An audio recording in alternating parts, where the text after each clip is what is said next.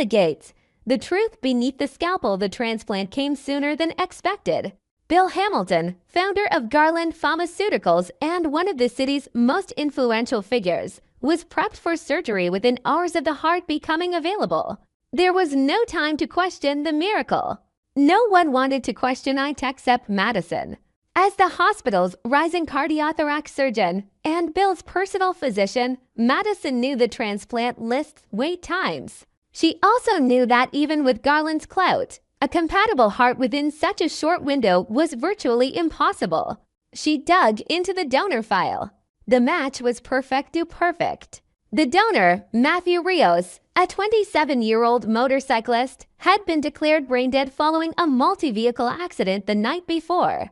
Yet in the signed release form authorizing organ donation, the timestamp showed Matthew still a live alert, even when he gave his consent. That didn't make sense. Victims of blunt force trauma don't regain lucidity after such damage. And organ donation forms are typically signed by next of kin in emergencies like this. But this form bore Matthew's signature. The deeper Madison probed, the darker the picture became. The paperwork had been rushed. Witness names were redacted.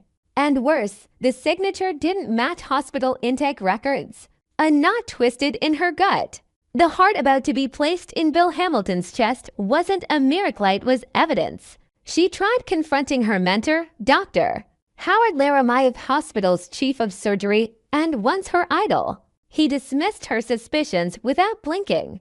"You're tired," he said. "Focus too much on the patient, not enough on the process. Let us handle it." But Madison wasn't tired, she was terrified.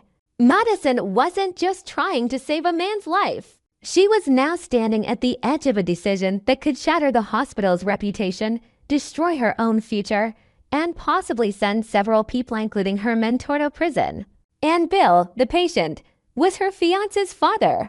The donor heart came with blood on it, and the cost of speaking out could be fatal to more than just reputations. Unable to confront the system directly, Madison devised a plan. She'd delay the transplant. Not cancel it, just stall. She orchestrated a controlled mix-up, swapping in a prosthetic heart meant for surgical training. It would buy them just a few hours, maybe less, before the switch was discovered.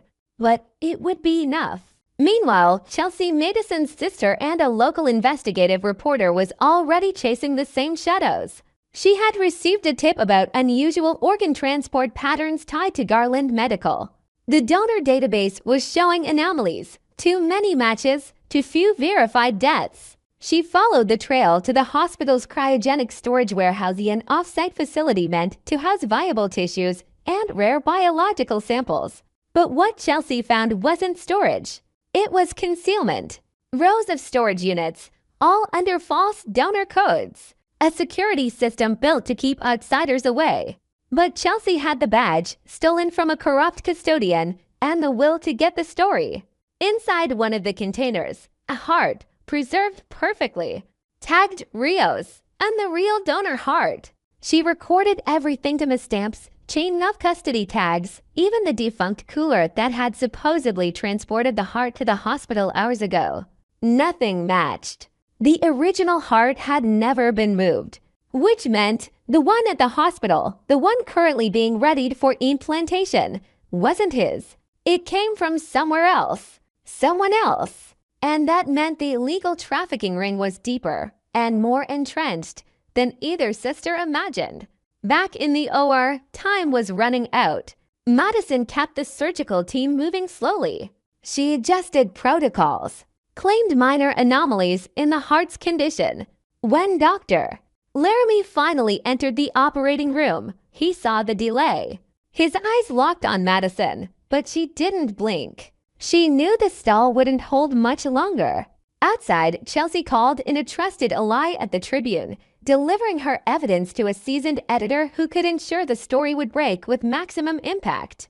But she wasn't content to let the story simmer. She leaked it directly to two other major outlets and tipped off a regulatory task force that had been sniffing around Garland for months. By the time the press vans arrived, blue and white city enforcement vehicles weren't far behind. They converged on the warehouse just as Dr. Laramie demanded the surgical team resume the procedure. Madison, holding the scalpel, stood her ground. "This heart isn't viable," she declared. "We need confirmation from the organ bank. I won't proceed until we get it." Laramie stared her down. "You'll cost this man his life. You already did," she said. "You just don't want anyone to know." The lights flickered in the emergency paging systems chimed. The hospital's legal department issued a shelter-in-place protocol just as officials arrived with a warrant. The warehouse was sealed. The news was out. The scandal rocked Garland to its foundation.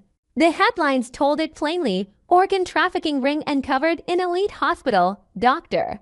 Laramie was arrested within 24 hours, along with 3 other staff from the Surgical Review Board. The donor consent forms were found forged in multiple cases. And while the full scale of the conspiracy was still being unraveled, the shockwaves were immediate. Bill Hamilton survived. Barely. After the delay, a legitimate heart was secured from a neighboring hospital's emergency reserve. He was told only fragments of the truth. Enough to know his life had been savaged twice, but not enough to understand the moral wreckage left behind. For Madison, there was no celebration. She remained under investigation for her role in the swap, even as whistleblower protections shielded her from prosecution. Her surgical license was suspended pending review. But she stood by her actions. She had made a choice: protect a life, and in doing so, expose a truth that could no longer be buried. Chelsea's story went national. Her expose became the centerpiece of a congressional inquiry into organ trafficking oversight. For a time, she was a media lightning rod. Interviews, op-eds, debates. Some praised her bravery. Others called her reckless. The Hamilton family was left fractured. Bill never spoke publicly about what happened. His company suffered, though it survived. Madison's relationship with her fiancé dissolved under the weight of too many unspoken truths. And Dr.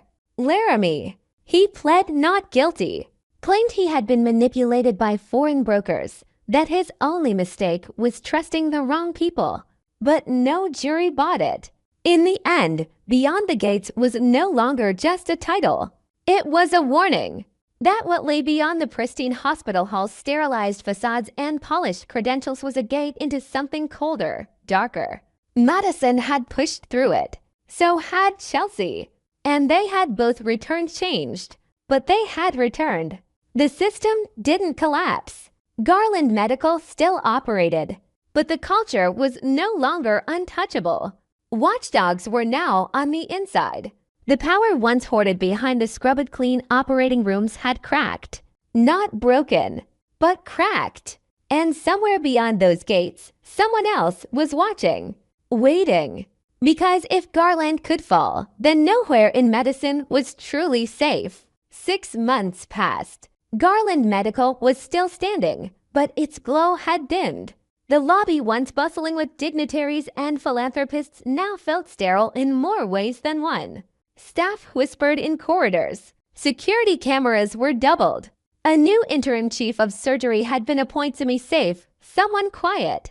Madison returned, not to operate, but to testify. The board hearings were brutal. Lawyers dissected every step of her plan. Why didn't you alert authorities immediately? Why did you risk patient death with a prosthetic? The questions were meant to corner her. But Madison answered every one without flinching. Because the system was corrupted from within. I had to buy time. I used the only tool available, the clock. Despite the heat, her license was reinstated with conditions. No surgeries for 12 months. Mandatory ethics training. Mentorship under external review. But she wasn't out of the game. And she knew she couldn't walk away now. Too much was still hidden. Chelsea, meanwhile, kept digging. While the headlines had moved on to the next outrage, Chelsea chased the real money trail. Garland's scandal had exposed the mechanics but not the funders. Who financed the black market tissue brokers? Who benefited when organs were quietly rerouted from no-hope patients to high-dollar elites? Her answer came from a whistleblower.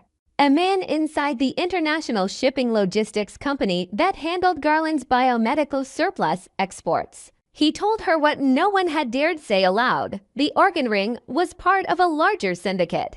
Garland was just one spoke. Several major hospitals stew in Texas, one in Singapore, another in Johannesburg are moving tissues through the same undocumented paths. Cold packs marked for research were masking transplant-ready organs. And at the top of the payment structure, a hedge fund named Fellow Point Capital. Fellow Point had holdings in private hospitals, tech firms developing artificial organs, and most damningly, specialized insurance packages for wealthy clients who opted into priority care. The fine print on those plans: fast-tracked access to organs if available via international discretion protocols. Legalese 4. We'll find you a heart, one way or another. Chelsea published the first part of the expose under a pseudonym.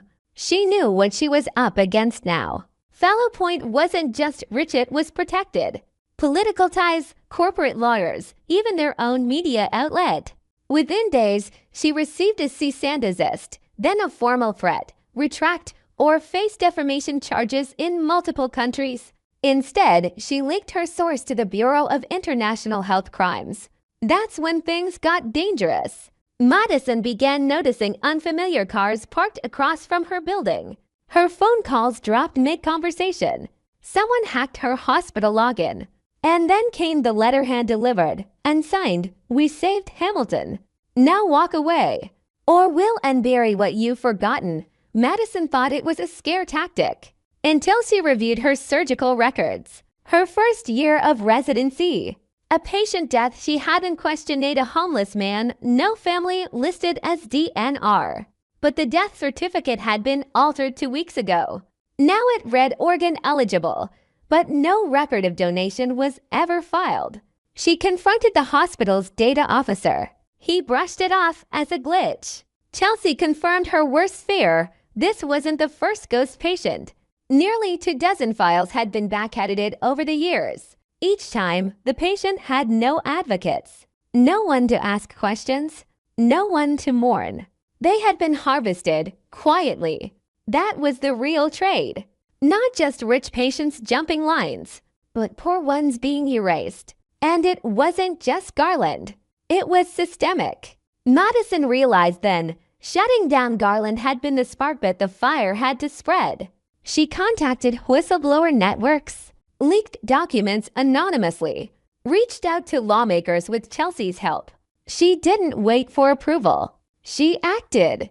Meanwhile, Chelsea got her hands on a damning internal memo from Fellow Point. It listed high-risk disruptors, and next to Chelsea's name was a chilling tag: "Consider containment." That night, Chelsea's apartment was broken into. Laptop gone. Backup drives smashed. But her main server was off, and she had already encrypted and spread the story to 3 other journalists. 2 weeks later, the second wave of arrests hit. This time, not just Garland's staff. Executives at Fellow Point, directors at private transplant clinics in Mexico and the Balkans, even a former EU health minister. The scandal exploded across continents. Headlines screamed, "Human lives for sale. Elite organ pipeline exposed, but it came at a cost." Chelsea disappeared for 10 days. Madison feared the worst. When she reappeared, it was via satellite phone in a safe house in Toronto. She wasn't running, but she was being hunted. Fellow Point's reach still extended into law enforcement. She couldn't risk returning home yet. The world changed slowly. Government oversight boards were forced into action. International treaties on organ transport were re-examined. And whistleblowers silent began speaking up from inside hospitals, labs, and donor agencies. Bill Hamilton retired quietly. He knew the truth, or enough of it. He tried once to reach Madison. She didn't answer. Laramie, awaiting trial, was found dead in his holding cell. Official cause: stroke.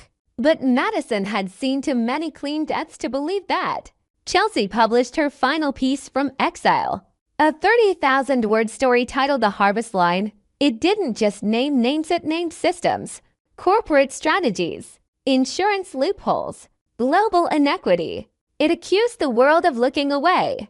Madison, reinstated fully, now trained surgeons in bioethics as well as technique. She never operated the same way again. Every heartbeat on the table was a reminder of the ones that had been stolen. She and Chelsea still spoke orally, carefully, across encrypted lines. But they both knew the gates were still open, and someone else would try to use them again. But now someone was watching.